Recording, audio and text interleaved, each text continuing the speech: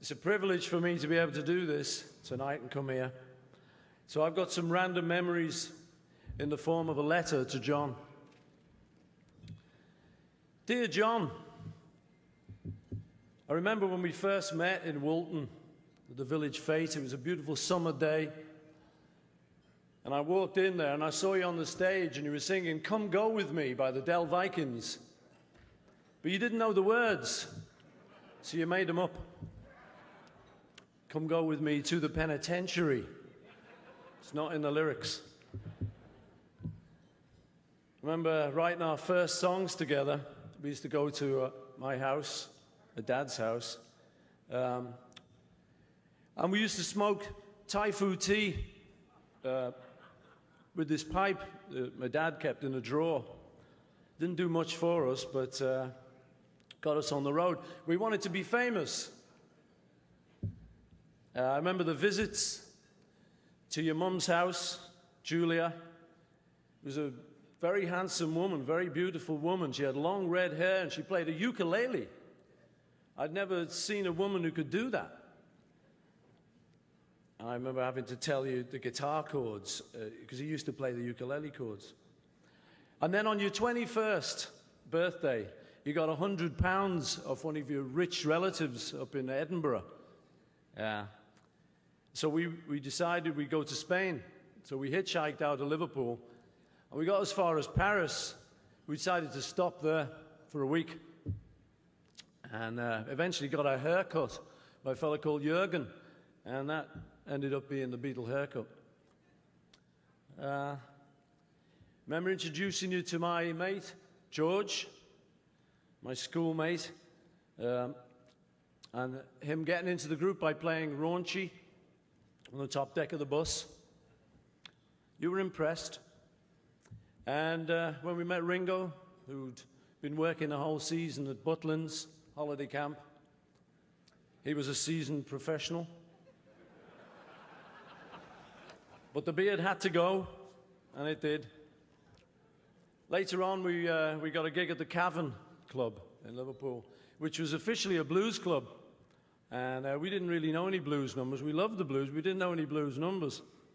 So we had to do announcements like, ladies and gentlemen, this is a great big Bill Brunsey number called Wake Up Little Susie. They kept passing up little notes. This is not the blues. This is not the blues. This is pop. We kept going. And then we ended up touring. And there's a bloke called Larry Pons who gave us our first tour. Thank you, Larry. And I remember we all changed our names for that tour. And I changed mine to Paul Ramon. George became Carl Harrison. And although people think John didn't really change his name, I seem to remember he was Long John Silver for the duration of that tour. Bang goes another myth.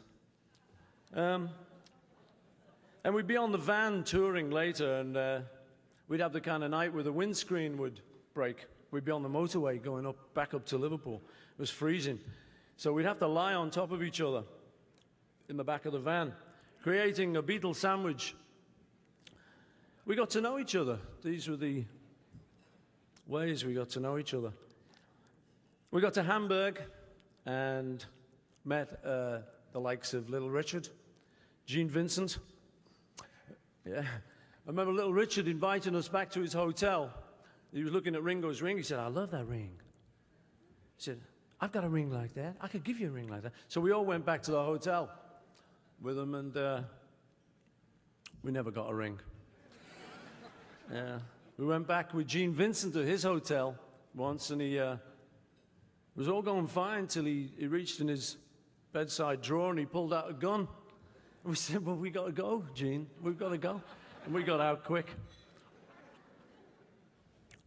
And then came the USA, New York City, where we met up with Phil Spector, the Ronettes, Supremes, our heroes, our heroines. And then later in LA, we met up with Elvis Presley for one great evening We saw the boy, you know, we saw him on his home territory, and he was the first person I ever saw with a remote control on a TV. Boy, he was a hero, man. And then later, Ed Sullivan. By now, we wanted to be famous. Now we were getting really famous. I mean, imagine meeting Mitzi Gaynor in Miami. And later, after that, recording at Abbey Road. I still remember doing Love Me Do, because John officially had the vocal, Love Me Do. But because he played the harmonica, George Martin, in the middle of the session, suddenly said, will you sing the line, Love Me Do? Like the crucial line. I said, okay. And I can still hear it to this day. John goes, wah, wah, and I go, Love Me Do. Nerves, man. I remember doing the vocal to Kansas City. Well, I couldn't quite get it, because it's hard to do all that stuff, you know, screaming out the top of your head. And John came down from the control room. He said, he took me to one side. He said, you can do it. You know, you just got to scream out, leave the top of your head. You know, you can do it. So thank you for that. I did it. I remember writing Day in the Life with him, and the little look we gave each other as we wrote the line, I'd love to turn you on. We kind of knew what we were doing, you know. A sneaky little look. Ah, boy. And after that, there was this girl called Yoko Ono, who showed up at my house one day, and it was John Cage's birthday. And she said she wanted to get hold of a manuscript to give to John Cage of various composers, and she wanted one from me and John. So I said, well, it's okay with me, but you'll have to go and see John. And she did.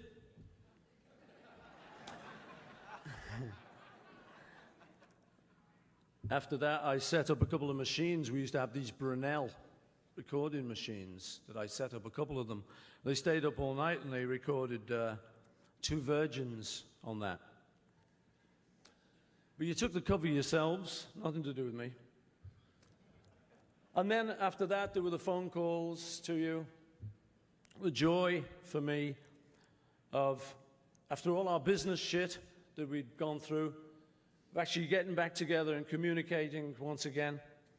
And the joy as you told me about how you were baking bread now, and how you were playing with your little baby, Sean.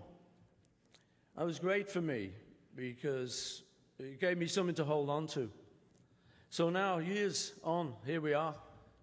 All these people, here we are assembled to thank you for everything that you mean to all of us. This letter comes with love from your friend Paul.